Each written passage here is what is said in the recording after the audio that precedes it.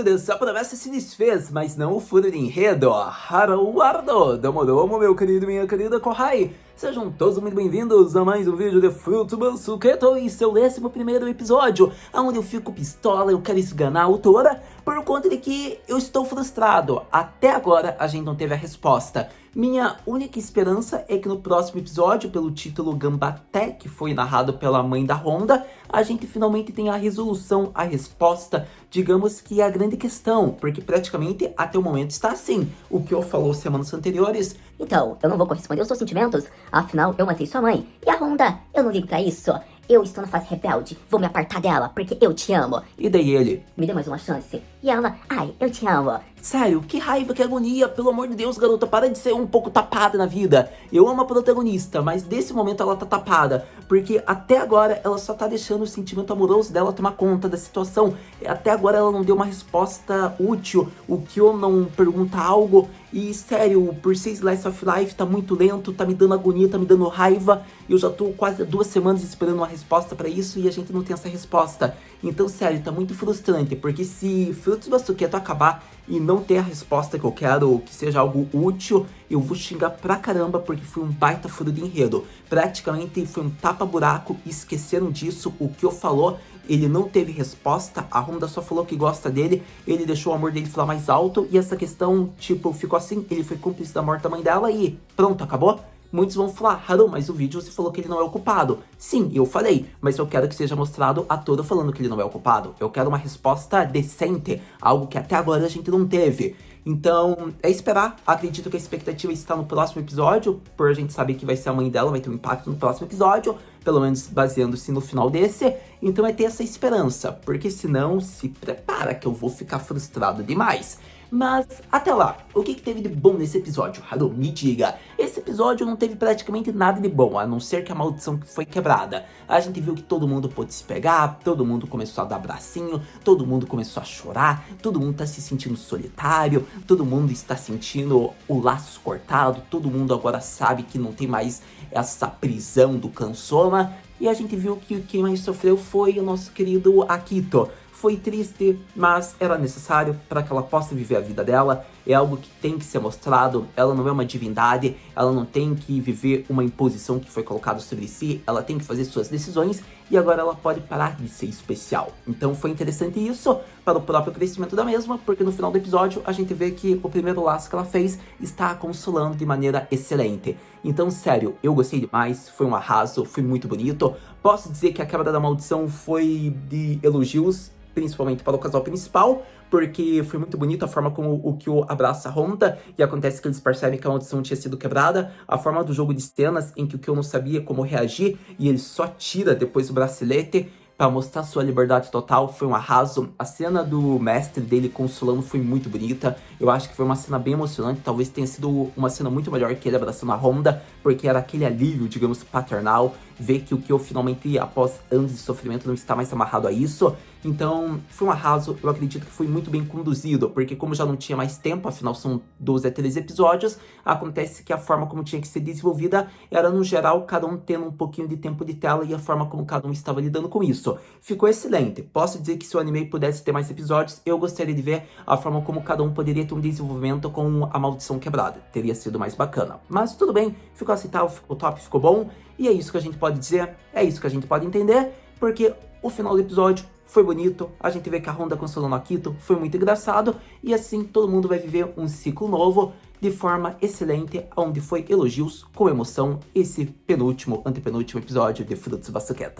Sem dúvidas, um episódio que merece destaque e elogios, afinal tem umas críticas, tem uns probleminhas, quem volta daqui é o Kosan, mas a maior parte do tempo foi um episódio muito assistível, foi muito aceitável. Creio que a questão do tempo foi o maior problema pro episódio, por conta que eles poderiam ter dado um destaque para cada membro do Zodíaco, que nem ocorreu com o Momiji quando teve sua maldição quebrada. Acredito que infelizmente isso não se deu, porém a gente vê que os personagens mais importantes, talvez pra trama, já tinham tido sua maldição quebrada ou terão. A gente vê que a maior parte do tempo ficou para o Kyo com a Honda, depois apareceu os demais. Acontece que o Yuki vai ficar pra próxima semana em relação com a Mate, sendo que ele não apareceu nesse. E os demais são personagens centrais da trama. O Hiro teve sorte, não sei muito a questão do porquê ter sido o Hiro naquele momento até a maldição dele quebrada. Eu acreditava que poderia ter gerado algo assim para a obra e não mudou muito. Talvez se tivesse sido Hatsuharu, teria sido mais bacana, ou a própria Rin. Mas ok, foi o Hiro, aceitável, de boa, mas se fosse um dos dois, poderia ter tido o impacto que o Momiji teve quando teve a sua maldição quebrada por conta do seu desenrolar, seu desenvolvimento.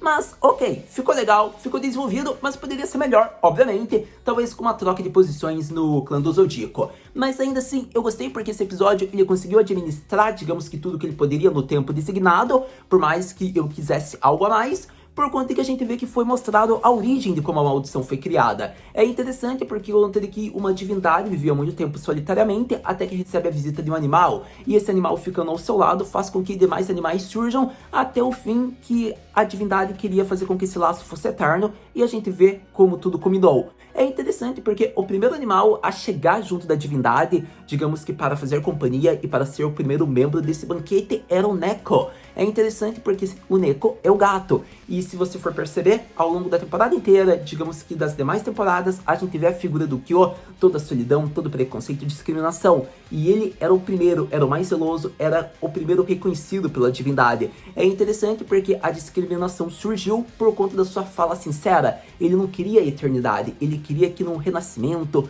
numa outra vida, eles pudessem viver juntos, só que através de novas formas, não apenas nessa forma de uma divindade como animal, ao lado de humanos, sorrindo. E é interessante porque a gente vê que isso começa a chegar a partir de agora. Mas é interessante porque a fala do Neko parecia que era um preconceito, uma traição, e no fim era apenas seu desejo genuíno de querer ver a divindade feliz e não presa a um laço que não seria duradouro. Ele estava querendo estender algo que não era eterno. Então é interessante porque fica ainda de uma forma um pouco forçada, mas na maior parte geral assim da criação da maldição ficou bonita, por conta de que a gente vê que o Kyo teve todos os seus problemas, porém ele era a figura mais leal para ser do lado do Akito.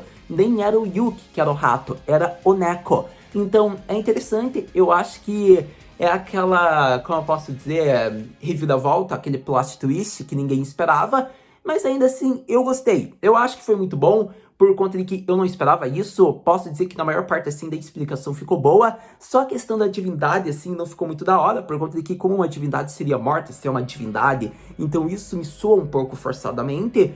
Eles não conseguem fazer de um tom mais realístico de como essa divindade chegou, aonde ela morava em específico, se era numa região realmente da Terra, apenas uma montanha longe de todos.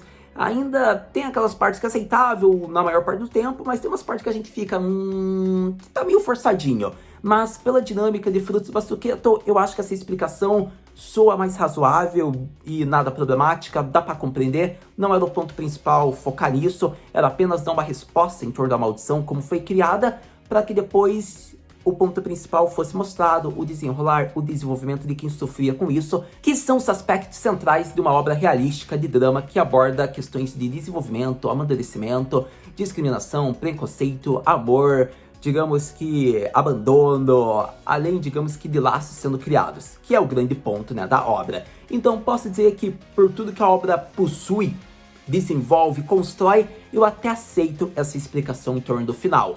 Mas, para todo caso, foi uma ótima resolução na maior parte do tempo, gostei de tudo como foi montado. A grande questão é se foi uma lembrança que o nosso querido Akito-san teve, porque se foi uma lembrança que ela teve, será que ela vai contar isso para o Kyo algum dia? Acredito que não, porque agora a promessa já foi desfeita, imagine se ela contar isso, o climão que ia ficar para todos, então é melhor ela até ficar quieta e não contar. Mas, para todo caso, é interessante, por conta que com empolgação e hype é o que eu espero para o próximo episódio, onde chegando na conclusão desse, a gente pensa, Haru-senpai, o que podemos esperar para o próximo episódio de Fruits Basket? Para o próximo episódio de Fruits Basket é hype com expectativa, é empolgação, porque a gente teve o desenrolar de todos. A gente teve até o desenrolar romântico da Honda com o Kyo, que já são um casal oficial. Então, pro próximo episódio, é ver outro casal principal sendo oficial. Nosso querido Yuki, que estava indo se encontrar com a Mate, quando ele perceber que a maldição foi quebrada, ele já se agarra nela, ou até mesmo ele conta a verdade, ele prova isso, e no fim daí ele descobre que a maldição foi quebrada, e foi o teste, quando ele sentir isso e quiser provar. Então, sério, muito empolgado eu tô. Próximo episódio, o nosso garotão mostrando finalmente essa resolução e espero que seja adaptado de uma forma que nos emocione, afinal o Yuki é o príncipe, não é mesmo? Então, diante disso, agradeço a você que viu esse vídeo até agora, a gente se vê no próximo vídeo de Fruits Basqueto Mata, né?